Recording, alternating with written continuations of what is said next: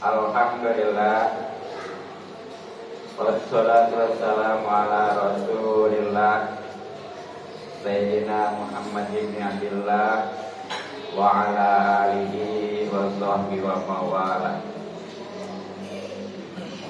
Asyhadu an la ilaha illallah wa la syarika lah, wa asyhadu anna Muhammadan abduhu wa rasuluh la nabiyya ba'da. Ya ayyuhal hadirun, usikum wa nafsi bittaqwallahi wa ta'ati la'allakum tuflihun. Hadirin rahimakumullah, Allah Subhanahu wa taala berfirman, A'udzu billahi minasyaitonir rajim. Wa ma khalaqatul jinna wal insa illa liya'budun. Wallahu a'lam bimuradih. Dan tidaklah aku menciptakan jin dan manusia kecuali semuanya untuk ibadah kepada-Ku. Dari ayat ini jelas bahwa Allah menciptakan jin dan manusia, baik itu yang muslim bahkan yang bukan muslim. Tujuan utamanya adalah untuk ibadah. Nah, pertanyaannya, apa itu ibadah? Dalam kitab At-Ta'rifat, pengertian atau definisi ibadah itu adalah fi'lul mukallaf ala khilafi hawa nafsihi ta'ziman li rabbih. Itu pekerjaan kalaf orang yang sudah berakal, yang balik, yang tentunya tidak sesuai dengan hawa nafsu, tapi semuanya semata-mata karena mengagungkan kepada Tuhannya, yakni Allah Subhanahu wa taala. Makanya dalam definisi saya juga ada, pokoknya mas setiap perkataan, perbuatan atau yang lainnya untuk mencari cinta dan keridhaan Allah, itu namanya ibadah. Hadirin rahimakumullah, ibadah itu macam-macam. Ada yang namanya ibadah qalbiyah, yang tentunya berhubungan dengan niat, khususnya hati ya, maksudnya yang berhubungan dengan hati khususnya niat. Ada ibadah fi'liyah, yakni yang berhubungan dengan perkataan, khususnya seperti membaca Al-Quran, zikir dan lain sebagainya. Ada ibadah maliyah yang berhubungan dengan harta, khususnya zakat, walaupun di dalam juga ada niat.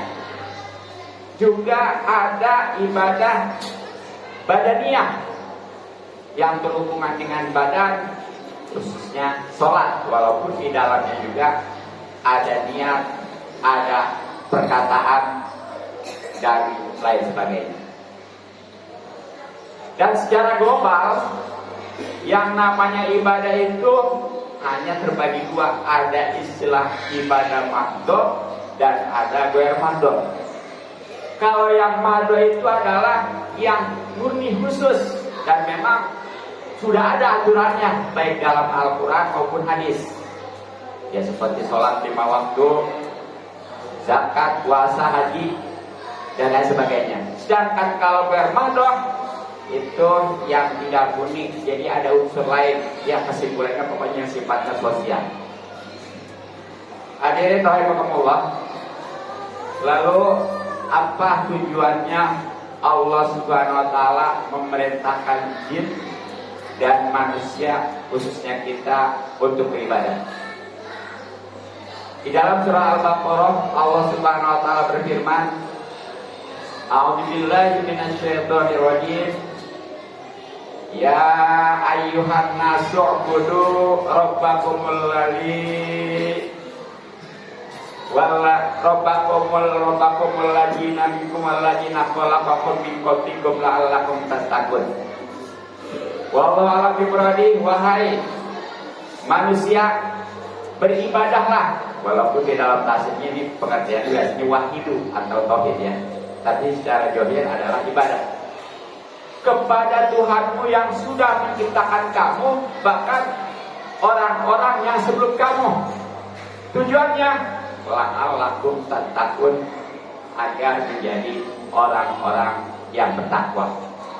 Bahkan di dalam Al-Quran ketika ada kata-kata mudah-mudahan seperti la'allakum, itu sudah dipastikan pasti akan menjadi orang-orang yang bertakwa.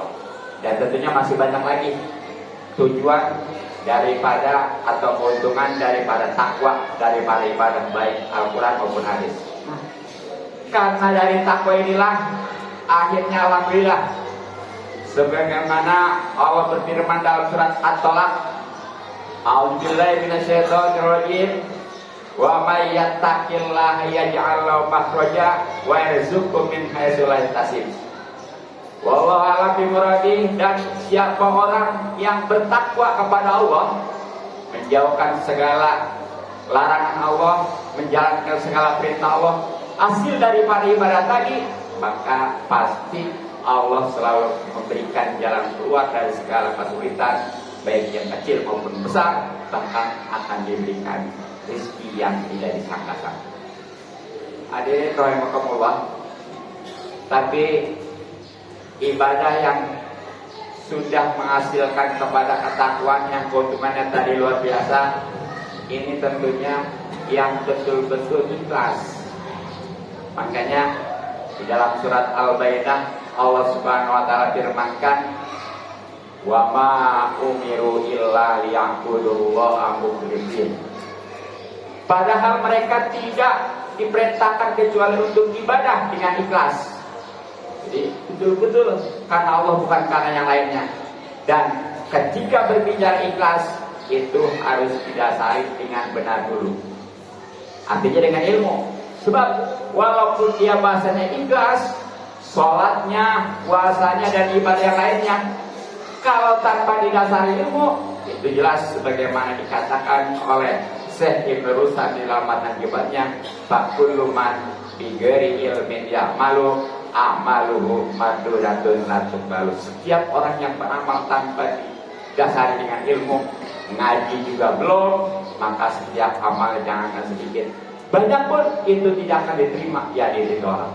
Jadi tujuan ibadah yang sebenarnya pengen diterima untuk bekal, tapi sangat disayangkan gara-gara tidak didasari dengan ilmu dan dia tidak belajar, itu semuanya tidak ada nilainya. Nauzubillah min dzalik. Hadirin rahimakumullah, kiranya cukup demikian sekian, mudah-mudahan manfaat. Barakallahu fi wa lakum fil Qur'anil azim wa nafa'ani wa iyyakum bil ayati wa dzikril hakim wa taqabbal minkum tilawatan wa samil alim wa astaghfirullah innahu huwal ghafurur rahim.